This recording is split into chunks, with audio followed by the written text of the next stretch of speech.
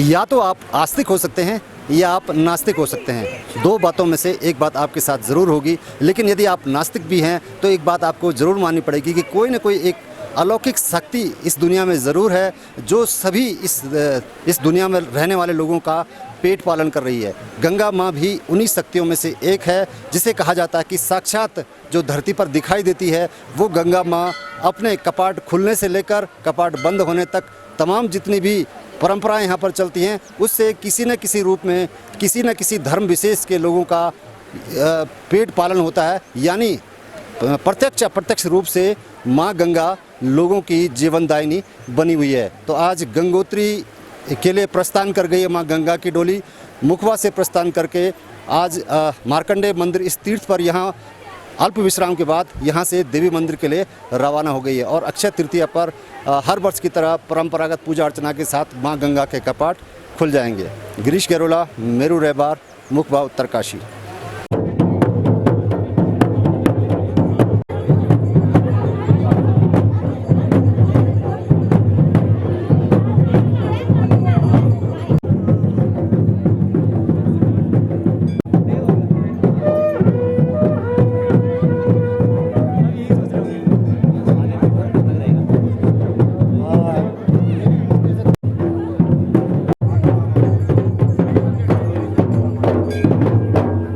मायका कहा जाता है और ये कहा जाता है कि जिस तरह से एक बेटी की विदाई होती है, एक बहन की विदाई होती है, उसी तरह से माहौल दिखता है मुखवा में।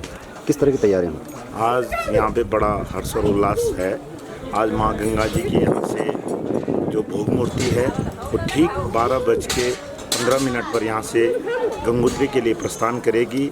और जिस तरह से एक बेटी ससुराल के लिए जाती है उसी प्रकार से हर श्रद्धालु के अंदर एक श्रद्धा होती है कि माँ गंगा अपने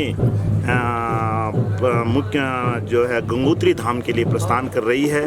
और कल माँ गंगा जी के कपाट ठीक 11:15 पर सभी प्रदेशवासियों और देशवासियों के लिए खोले जाएंगे। और अक्षय तृतीया से लेकर गंगा सप्तमी तक माँ गंगा जी के निर्माण दर्शन होंगे।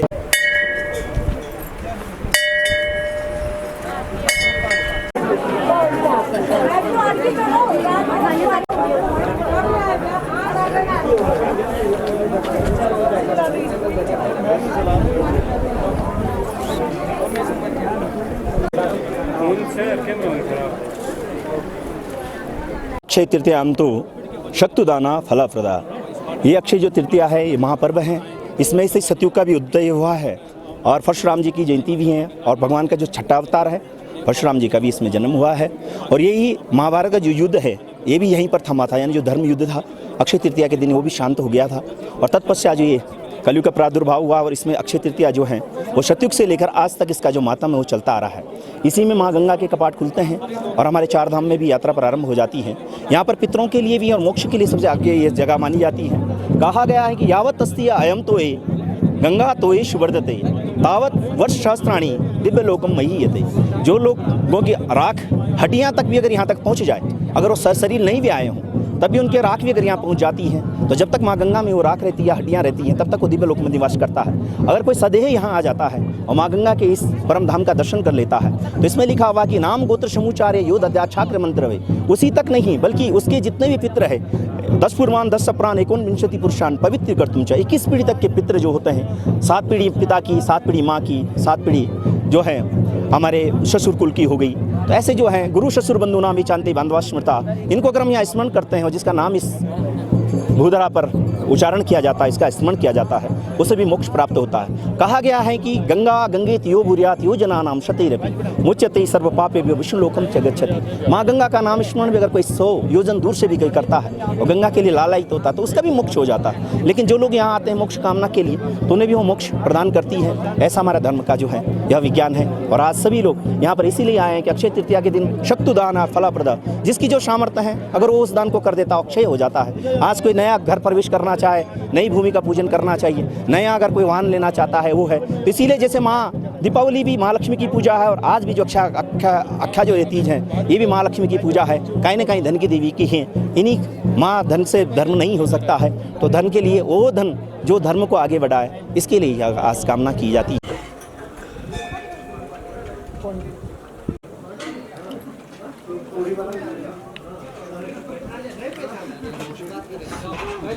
सीमांत गांव मुखबा मुखीमठ जो कि भगवती गंगे का शीतकालीन प्रवास है, वहाँ पर से आप सभी को श्री 5 मंदिर समिति गंगोत्री धाम की ओर से एवं सेना की जो 11 जैकलाई बटालियन है उसकी ओर से शुभकामनाएं।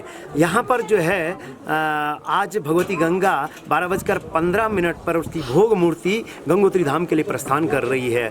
इस परिप्रेक्ष्य में यहाँ पर जितने भी आगंतुक आ रहे हैं, हमारी जो देश की सेनाएं हैं उन्होंने बॉर्डर तो सुरक्षित रखे ही हैं, लेकिन अभी आप ये सामने पर देख रहे हैं कि सभी को जो है भोजन प्रसाद भी 11 जकलाई द्वारा यहाँ पे उपलब्ध कराया जा रहा है। भगवती गंगे से इस हमारे जो राष्ट्र की जो तीनों सेनाएं हैं उनके उज्जवल भविष्य की कामना करते हैं। भगवती गंगा श्री 5 मंदिर समिति की ओर से आप सभी पर असीम कृपा रखें।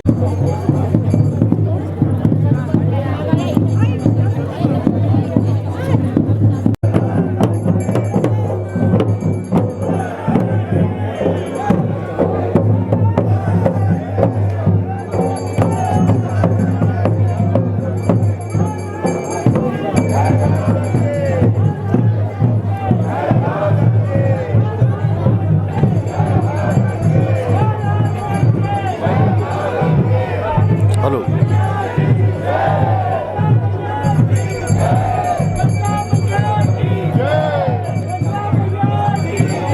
ये गंगे मातुम स्मरामि सत्तम त्वनमूर्तिमत्तद्भुतां दैवीं दैवत दुर्लभां यमुनया वाचा न संपूर्णया भक्तेनाथ भगीरथेन भगवत पादेश्च पादार्चके या नित्यं समुपासिता विजयते गंगोत्री सदमनि। माँ गंगा भागीरथी का ये सबसे प्राचीन स्थान मार्कंडेयपुरी, मार्कंडेयपुरी में इसका नाम मार्कंडेय ऋषि से पड़ा। मार्कंडेय ऋषि ने इसी स्थान पर दुर्गा सप्तशती का अपने हाथों से लिखा दुर्गा सप्तशती, और यहीं पर उन्होंने जो है तपस्या की है। और मार्कंडेय ऋषि ने कहा कि सबसे पहले जब गंगा जी स्वर्ग से जब उतरी तो गंगा सप्तमी के दिन यहीं पे सबसे पहले जो स्नान पृथ्वी लोक में किया वो भगवती पार्वती ने इसी स्थान पर सबसे पहले स्नान किया। और इस स्थान का जो महत्व इसलिए ज़्यादा बढ़ जाता है क्योंकि मुखबा जो गंगा मैया का शीतकालीन प्रवास है वो मृतंग ऋषि का गांव है। मृतंग ऋषि से वो मृतंग से बदल करके जो यहाँ की देश काल की जो भाषा है मुखबा पड़ा, मृतंग ऋषि के नाम से ही मुखबा पड़ा, और इस स्थान का नाम मार्कंडेय ऋषि से मार्कंडेयपुरी पड़ा। तो मृतंग ऋषि के शिष्य मार्कंडेय ऋषि ने जो है यहीं पे दुर्गा सप्तशती का वो दिया। और ये जो भगवान यहाँ पे पहले एक प्राचीन मंदिर था भगवान शंकर का। दुनिया भर के जितने भी लिंग हैं हर जगह, जैसे काली मठ में काली मठ का महत्व है, उसी प्रकार से मार्कंडेय पुरी में इस मार्कंडेय जो शिव जी का मंदिर है यहाँ पे महामृत्युंजय के जप करने से, महामृत्युंजय के यज्ञ करने से, महामृत्युंजय के पाठ करने से जो अल्प आयु जिनकी अल्प आयु होती है उनकी सिद्धि के लिए यहाँ पर जो है लोग दूर दूर से देश विदेश से लोग आते हैं। और शीतकालीन यहाँ तक कि शीतकालीन को भी लोग आते हैं यहाँ पे यज्ञ करने के लिए।